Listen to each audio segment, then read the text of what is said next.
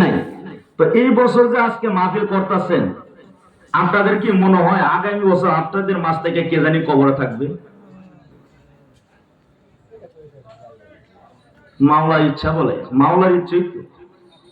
তো রমজান আলী তো কইতাছে না, কি কোন কইছে ভাবছে। তা আপনাদের মাছ থেকে এমনও হইতে পারে আগামী বছর মাহফিল হবে কিন্তু আপনি কবরে থাকবেন ভাই সাহেব, এমন হইতে পারে কিনা? তার রাজ সাক্ষী হইল রমজান আলী।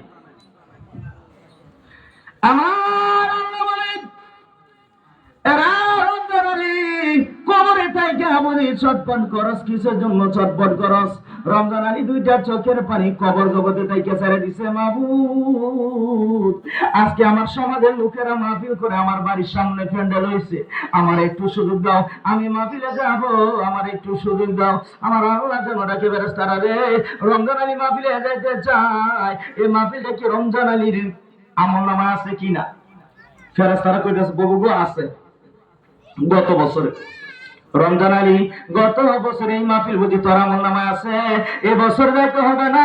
আরে রমজান আলী, তোর প্রতিবেশীরা, তোর আত্মীয়রা, তোর সমাজের লোকেরা এই মাহফিল করার কারণে তুই মাহফিলে না যাওয়ার কারো পর